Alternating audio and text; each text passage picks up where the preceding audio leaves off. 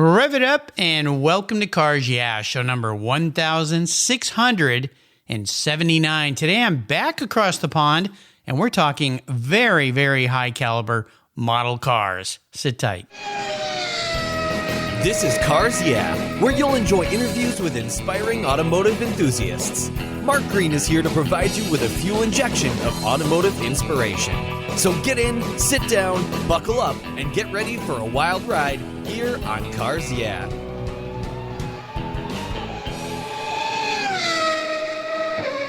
Hello, inspiring automotive enthusiasts, and welcome to Cars Yeah. Today I'm back across the pond. Seems like I've been there many times in the last few weeks. I'm in Bristol in the UK talking to a very special guest by the name of Sandy Copeman. Sandy, welcome to Cars Yeah, my friend. Are you buckled up and ready for a fun ride? I absolutely am, Mark. I'm looking forward to it, and thank you so much for inviting me to talk to you. You're very welcome. Well, listen, before I give you a proper introduction and we dive into some questions I have for you, I would like for you to share with my listeners one little thing that most people may not know about you, Sandy. Probably apart from my family and some very old close friends, most people don't know that I lived in a commune as a young hippie with a community of artists. Wow. Well, now the secret's out. So this is very interesting. A commune as a young hippie. Yes. Well, that's cool back in the day. Let me ask you this. What's one thing you learned from that experience or you took from that experience that was very positive? I suppose I learned actually, I connected with the world of art. And although none of the people that I was living with at that time were famous at the time, some of them have gone on to be so. And I just developed an enthusiasm and an interest in the world of art and painting and sculpture. Oh, fantastic. Well, very cool. Well, it's obviously carried forward into your careers. And we're going to talk about that in a minute. Let me give Sandy a proper introduction, and we're going to dive into this very fun world that he's created for himself. Sandy Copeman is the founder of Amalgam, a luxury automotive model brand that he created back in 1985. He worked as a professional model maker, creating a miniature model village, building the best of Britain's architecture, and then as a professional architectural model builder. With Amalgam, he began developing partnerships with marques including Ferrari, Lamborghini, Mercedes, Pagani, Bentley, Rolls-Royce, Bugatti, and McLaren, amongst many other very important automotive brands, including partnerships with all the leading Formula One teams. These very demanding partners and customers have driven constant improvement in innovation, and Sandy has led the company in keeping ahead of emerging technological, material, digital, and design opportunities at Amalgam, and has embraced maintaining Amalgam's positioning as makers of the finest model cars in the world. We'll be back in just a minute to talk with Sandy, but first a word from our valued sponsors that make this show possible. So give them a little love, sit tight, and get your testers out, your X-Acto knife. Well, maybe you're going to need a lot more than that. We'll be right back. Do you have a pet in your household that loves to go for a ride?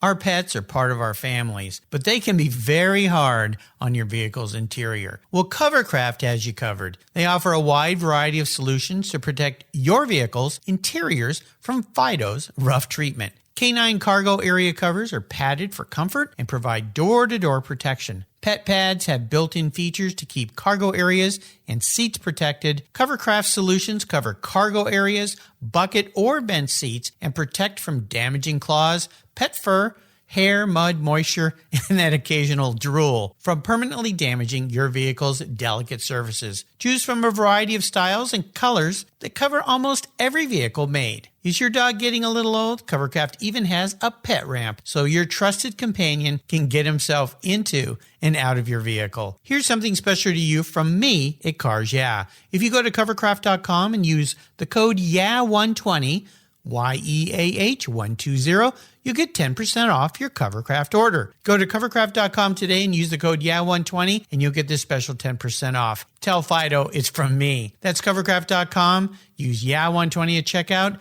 Covercraft, they've got you covered. Woof.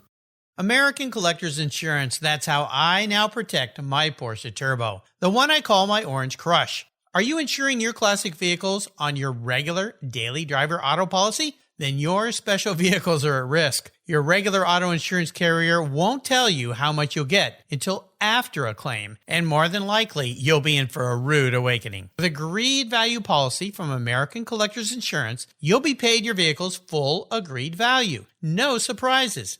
If you're driving your collector car less than 5,000 miles a year, do what I did. Call American Collectors Insurance and get your very own agreed value policy tailored to your specific vehicle. If you're like me, you're picky about who works on your special ride.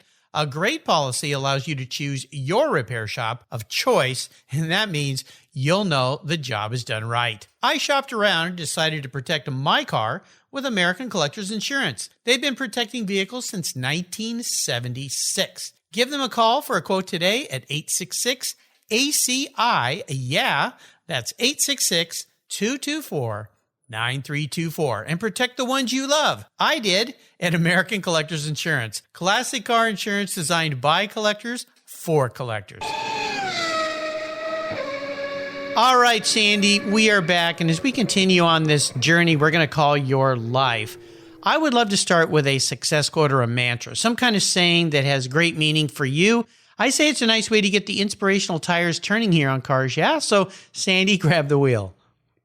So I guess this is more of an idea that I always return to, or a concept, and that definitely springs from my personality, my particular personality, and that is that I hold the experience as valuable above all other things. So, ultimately, if you're painting, sculpting, making a model, anything in the world of creativity, the end result, the experience for the viewer, the customer, the client is absolutely what it's all about. And I mean, that goes for me as well, is that I value the experience of being with friends, of driving an amazing car, riding an amazing motorcycle, being a fantastic event. It's always about the experience. And it's kind of obvious in a way, but people do get really distracted onto the process that gets you to the experience.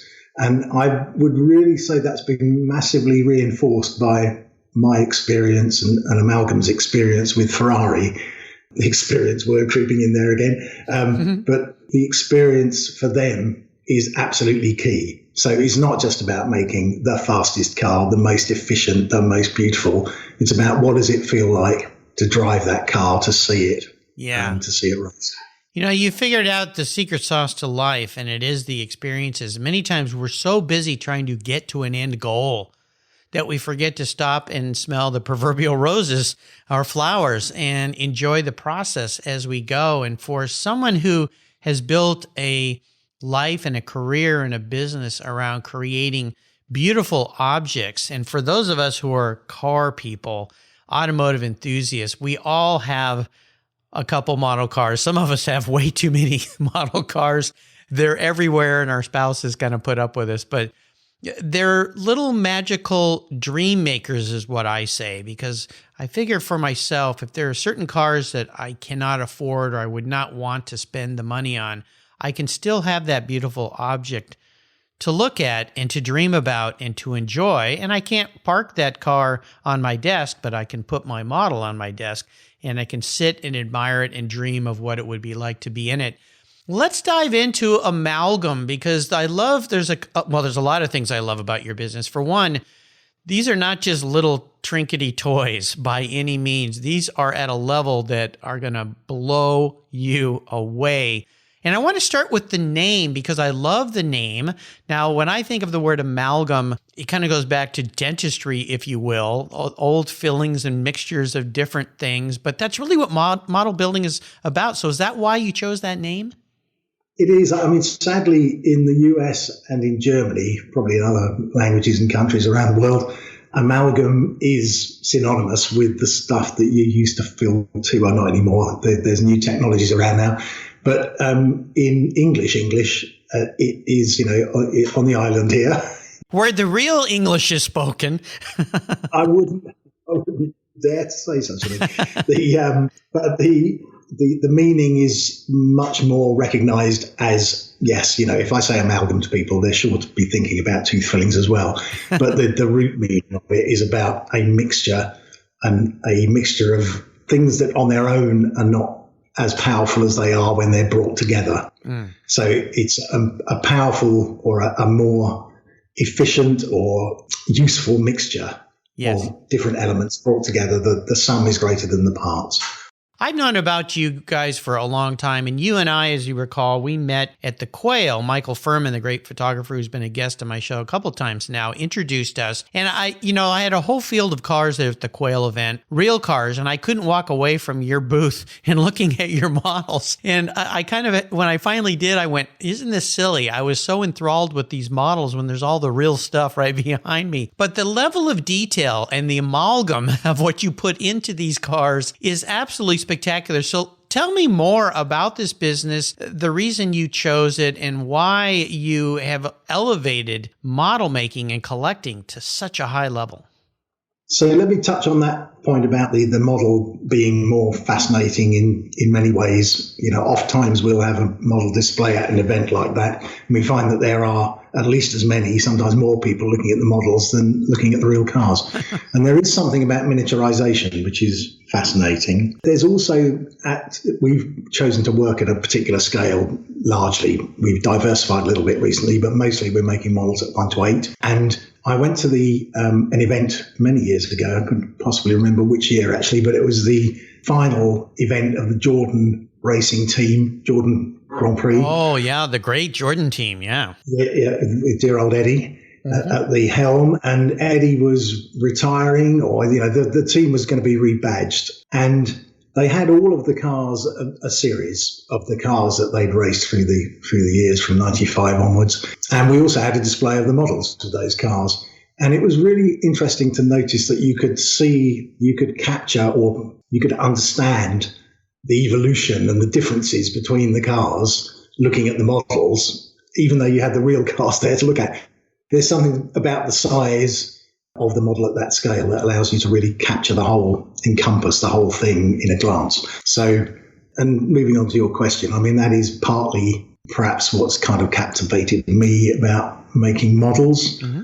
But it's, I suppose, when we started Amalgam, it was all about serving architects and designers. And so there's a philosophy and an approach to doing that, which we kind of understood and employed and gained a significant position in that world as serving really significant architects, which is about being there exactly that, to serve, to understand where they're trying to go with the design, and to deliver that to capture it and kind of bring it back to them in a scale form. Mm-hmm. And that, I suppose, is where, having had that process of working through that in that world, working with really high-end designers and architects, and understanding, really tuning into the value and how exciting what they were doing was, and then delivering that in a model, that kind of leads you then directly into, okay,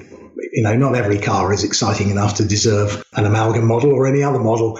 Maybe it will be to somebody, but to the majority of people, there are particular kinds of cars, really high end, high performance, and the high value of those cars, like a Ferrari, it demands then that the design of the exterior, is they pay a lot of attention to it, and it becomes an art piece in its own right. Absolutely, it does. I was scrolling through my recent issue of Magneto magazine, and I just had Jeff Love, one of the co-founders, on the show. His partner in crime there at Magneto, across the pond, as I say in the UK, is David Lillywhite. He's been a guest on the show too. And they featured a special version of your cars, your Weathered series. And I was fascinated not only by the fact that you were doing those, because most of us think of models as they have to be pristine and perfect, like these old cars. And people like the idea. But then you're taking them and exacting the looks after something like the 24 Hour of Le Mans. And I was just fascinated by the process, and not only and the detail, and taking photos of actual cars down to the drips of oil and the broken headlights. How has that series gone for you? I would imagine people, again, the fascination of miniaturizing something and then adding those details is absolutely fabulous. Yeah, that's gone very well. There's been a tremendous demand for those models. I mean, going back to what you were saying about the model representing a dream, or, starting you into a dream about the car, the real thing, I think that the weathering is really capturing a moment in time. That's what we're trying to do with that, is that your memories, your attachment to the car, if you're going to buy that model, is all about a memory of probably about the experience, or maybe you're dreaming about how you could have been there in the 1920s. Neither of us were there at that time. Yes. But not quite. But so it's a way of really capturing a moment rather than a generality about that model. Yes. And that I think has really hit the spot with a lot of people, and there's a lot of interest in those models. So we'll be doing more of those. And I think that is that's another aspect of what those weathered models deliver, is a sense of the courage and the endurance of the driver, because these are pretty much always endurance cars. Yes. So 24 hours at Le Mans, it really kind of delivers you can understand what that car has been through, what the drivers have been through. And it gives you that sense of a battle fought and won. So that's another reason for the success, I think. Hey, what's the favorite thing about this business that you've created, Sandy, for you when you go into work every day? What warms your heart every day when you walk in the door?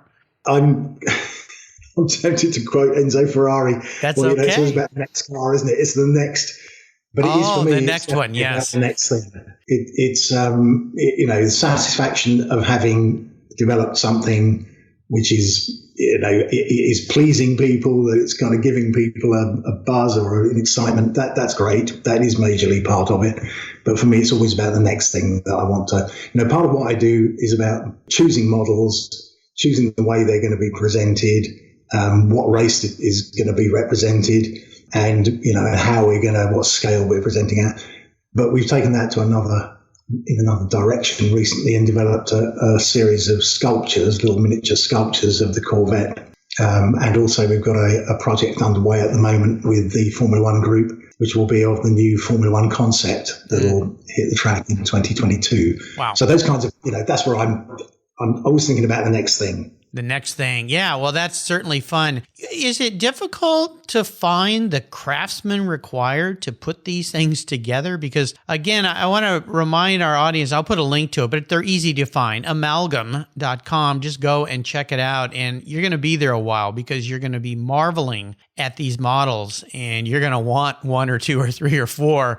As I said in the beginning, these aren't little trinkety models. These are very, very fine, detailed, very focused. So finding the crafts people that put these together, is that a challenge? Because I hear that from people who are actual fabricators, finding people who are willing to sit down and do this. Or do you have this really nice pool of folks that, imagine getting to go build models for a living. That sounds pretty cool to me.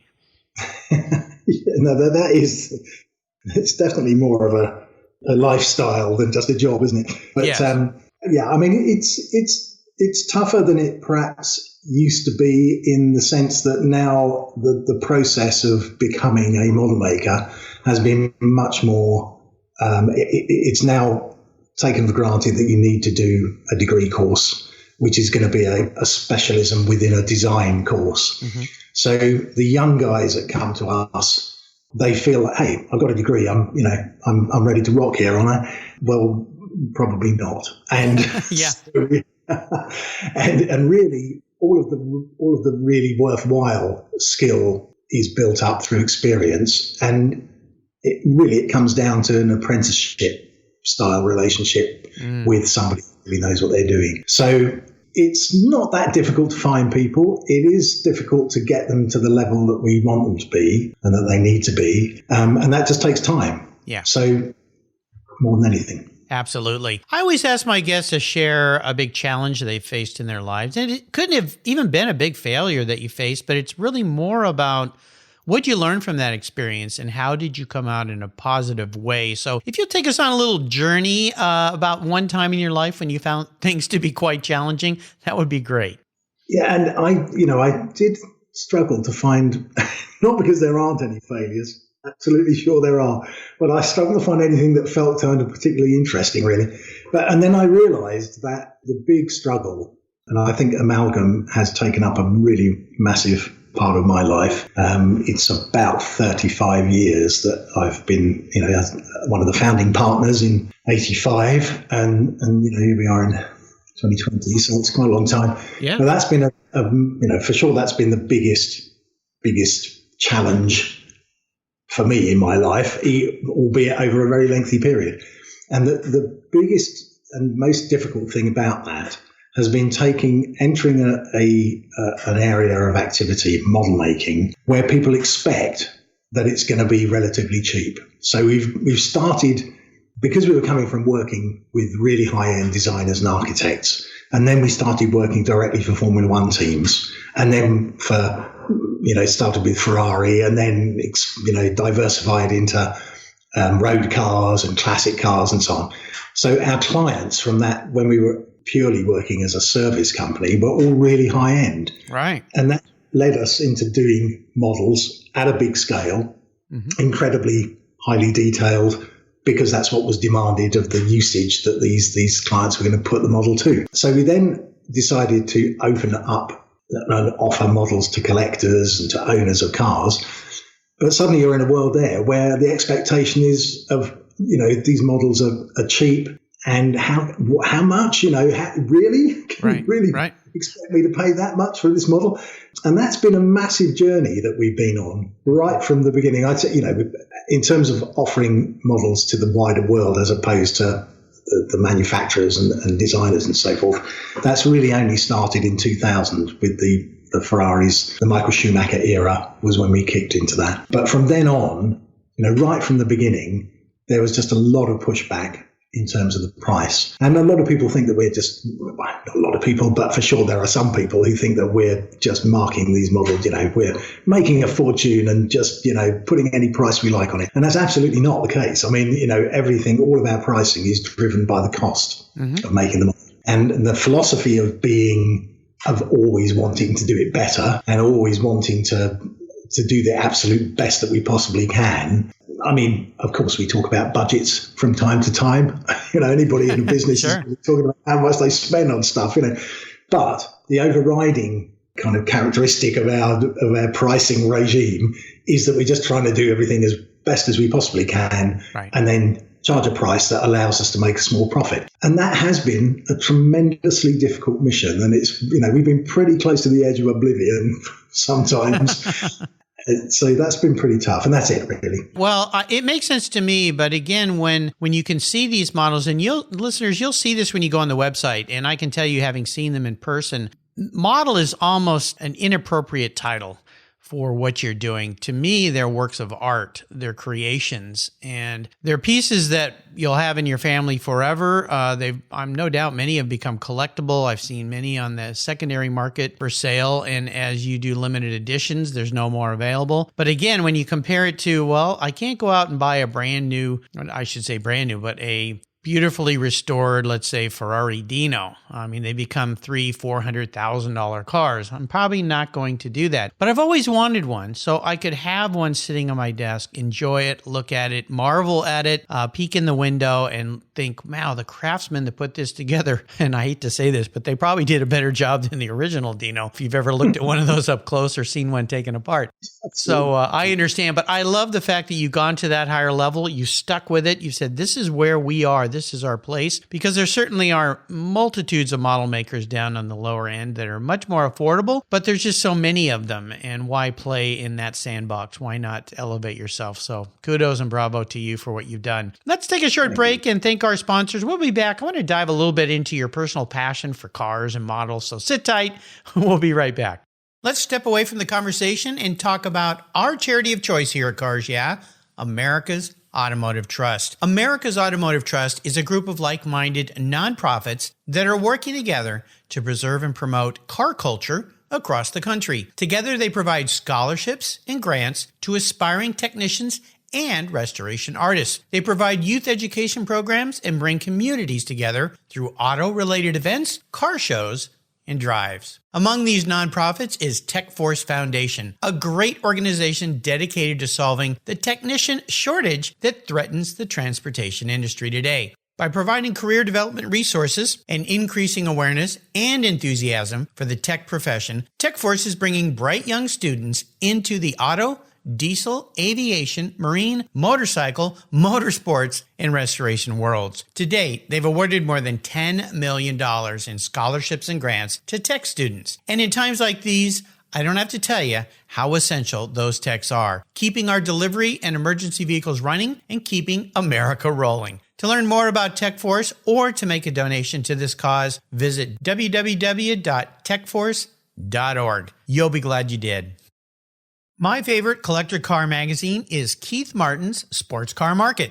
I've been a subscriber for decades. Sports Car Market is the Wall Street Journal for enthusiasts and collectors. It's your monthly must-read, whether you dream of owning a collector car, maybe you have two, or maybe you've got 200. Sports Car Market has been around for 31 years, and it's filled with valuable articles, intelligent write-ups, and the latest auction sales. Go to sportscarmarket.com and subscribe today. Here's a couple deals I have for you just for listening here on Cars Yeah. If you use the checkout code Cars Yeah, you'll receive a 50% discount on your digital subscription at Sports Car Market. That's an exclusive offer from Cars Yeah. And guess what? Here's another deal. If you'd like to get the actual magazine, use the code BSH for buy, sell, hold. That's code BSH, and you'll get $10 off your annual print subscription. That's right, $10 off. Both of these are exclusive offers here at Cars Yeah for Sports Car Market Magazine. Just go to sportscarmarket.com and get your deals today. Kevin Buckler is a winning racer and team owner of the Racers Group. He has over 100 professional wins, multiple wins at the 24-hour of Daytona, and a win at Le Mans. Kevin realized the racing world is about the people and founded Adobe Road Winery. He and his team have created a winning combination with the Racing Series, 4 ultra-premium red wine blends that are in a class of their own with a racing twist.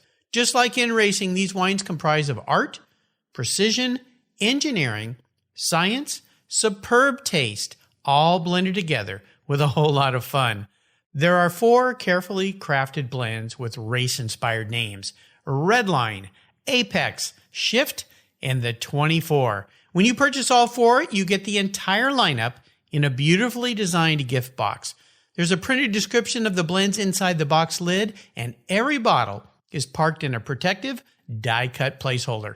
The bottles feature 3-dimensional labels, and I promise you'll want to keep them after enjoying these delicious wines. The box is so cool, you'll want to keep it too. The Racing Series is a killer gift for the automotive enthusiasts in your life, and I have a deal for you. If you use the code CARSYEAH, all one word, all caps, at checkout, you'll get $10 off any purchase of wine from the Racing Series. Your wine ships promptly and arrives quickly. Use the code CARSYEAH at checkout for $10 off on your purchase today. There's always a seat at the table for excellence with the Racing Series. Go to adoberoadwines.com and use the code CARSYEAH today to get your deal. Cheers. All right, we're back here, and I would love for you to share a story with me, Sandy. You must have some kind of a fascination or passion for automobiles. I mean, you've done this for so long.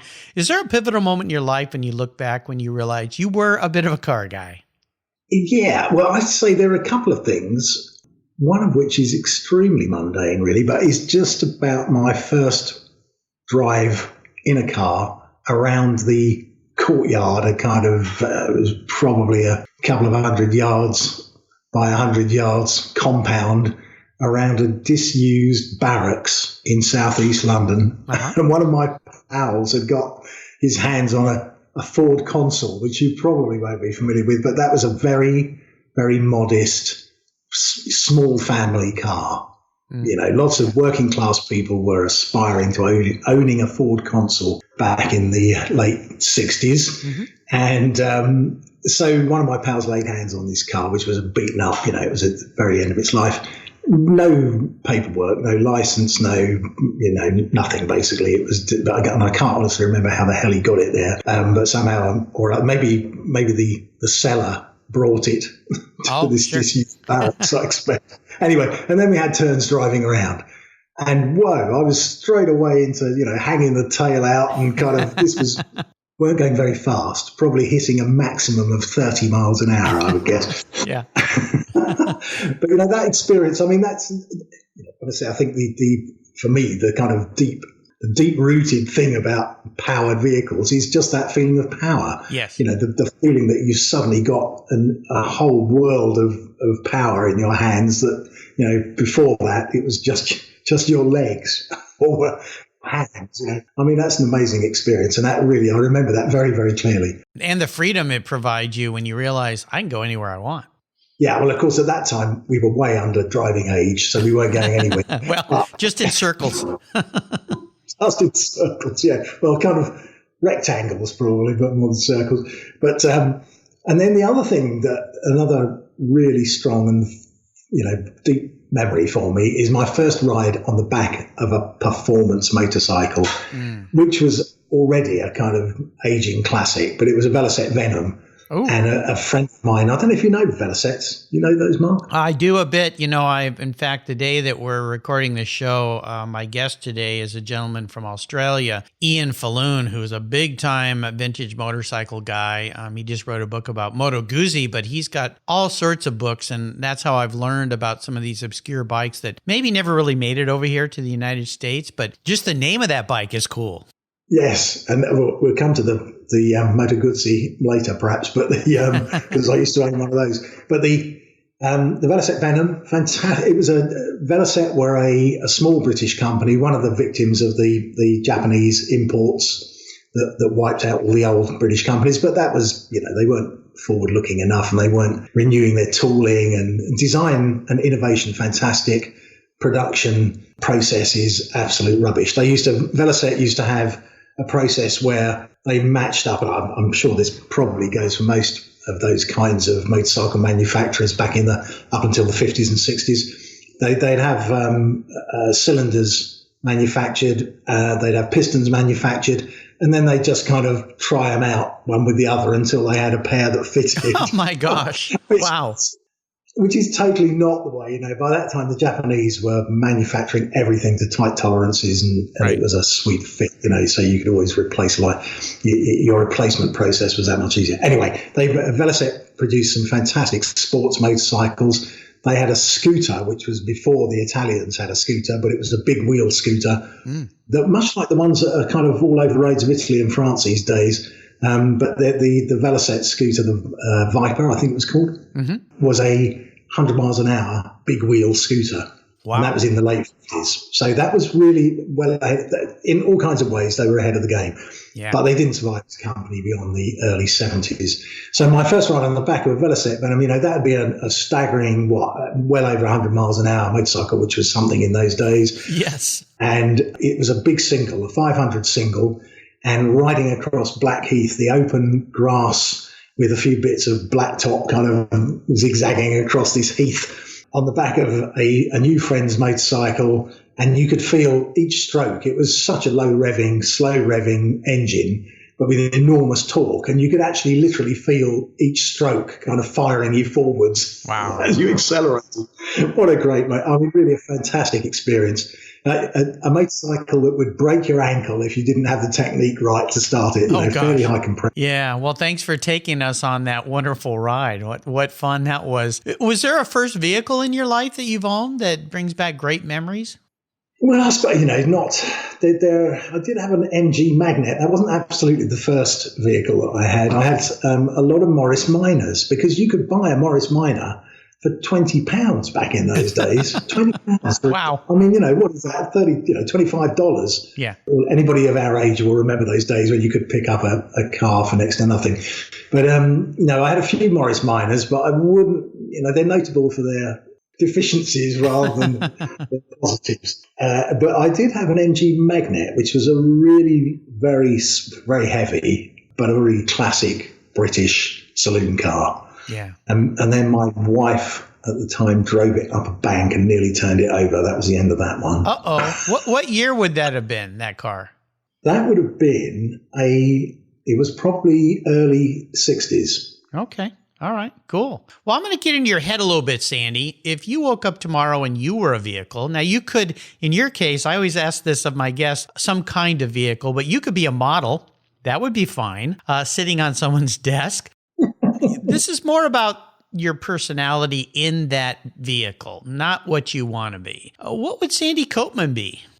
So I think I might be a Moto Guzzi Falcone. Oh, we're back to the bikes. Okay. Yeah, it's got to be, for sure. I love cars. I remember taking a Lotus Cortina for a drive back in the late 70s, and I love cars, performance cars. That was a fantastic drive. But at heart, truthfully, I'm more a two-wheel man. Really? So, yes, that's always been where my enthusiasms are most focused, but not in terms of, clearly in terms of models. There's a lot more going on with a Ferrari than there is with a Moto Guzzi Falcone. But maybe not in terms of details, but in terms of the beauty of the object, the car's always going to win. So the Falcone was I couldn't tell you when they first started manufacturing them, probably in the mid-40s, I would guess, just after the Second World War. But it was a motorcycle that was much used by the Italian Postal Service. Oh, really? And I don't know what bacon slicers used to look like in the US, but in Britain we had a kind of bacon slicer that was pretty much always painted in a blood red with gold detailed paint, some little flourishes of paint on it, with a big chrome polished flywheel and a blade that cut through your bacon. And there was a weird resemblance with the Falcone. It does look a bit like a bacon slicer on wheels. But it's a 500cc single again, but in this instance, the cylinder's pointing forwards, and it's a very low compression, a long wheelbase because the cylinder's pointing, towards the front wheel. It needed a bit of extra wheelbase to accommodate that engine. Yeah. And it's a lovely, lazy, lolloping kind of ride. And I don't know, I just kind of find it's probably where I've arrived at in terms of the point of life that I'm arriving at. This is an interesting answer because having known you a bit, you seem like a very nice guy, a lovable guy. And the Moto Guzzi from its riders is an incredibly loved bike. I mean, they're fanatics for these bikes, and they're bikes that people who buy Moto Guzzi, they don't let them go. They just keep them and they just keep buying more. They're just that personality. So I think you answered that question very well, Sandy. We are entering what I call the last lap, a bit of a lightning round. I'm going to blip off some Moto Guzzi throttle, twists of the wrists, questions, and I'll expect some real quick answers. So here we go. What's one of your personal habits, Sandy, that you believe has helped contribute to your success? So listen very carefully. This all stems from working with architects and designers, but, you're there to serve. And I think that is right through every aspect of life. Everybody serves somebody, and listening and understanding what somebody wants and what their desires are is very important. Yeah, my mom used to say that's why God gave us 2 ears and 1 mouth to listen more than we speak. So yes, you can learn a lot more. I try to be a very good listener. I do that all day with a lot of wonderful, inspiring automotive enthusiasts. Now, if I could arrange for you to sit down and have a drink or a meal with anyone in the automotive industry, living or deceased, who would it be? It would be Tazio Nuvolari. Oh, yes. Tazio would probably bring along a big bottle of cheap Italian red wine because you can see him guzzling this stuff as a refresher on his way around, when he stops to refuel on the Mille Miglia. Yeah. And I think he's just an amazingly, he's very rough, tough, looks like a fighter, a boxer or something. He's quite a small character, actually, so he'd be a featherweight. But he's a fantastically attractive character. Clearly knew how to enjoy life as well as being enormously ambitious. Yes. And determined. Absolutely. Now, when it comes to automotive or motorcycle advice, what's one piece of wisdom someone else has offered you? Only own what you can use and enjoy. Ah, boy, that's a great one. Yeah, I love it. Now, when it comes to resources, there are so many for us these days. Is there one particular go-to for you? Maybe this is a website, an app you use, a supplier, even a person in your life. Yeah, so I choose, because a lot of the model making that we do requires, we're referring to pictures. Modern cars, Formula One cars and so forth, we get those supplied by the team or the manufacturer. But when we're doing classics, we use an archive of images called Motorsport Images. And that is the biggest motorsport archive in the world. It's an agglomeration, an amalgam even of a whole bunch of different archives. Yes. Schlegel Milch, LAT Images, Keith Sutton. So a lot of this is British and it's Formula One, but they've also acquired a whole bunch of it. It's an amazing archive, and for us, that's a fantastic resource. In addition to motorsport images, I think there's an absolutely wonderful set of photographs that I'd love everybody to see. I think they're amazing. Shot by a guy called Richard Kelly, and his website is richardkellyf1.com. And he was in the paddock from 1972 to 1984. He was a journalist photographer prior to getting involved in Formula One. And his style was just to wait until something interesting happened with one of the drivers or one of the characters that was in the paddock. So just be a fly on the wall and capture the moment.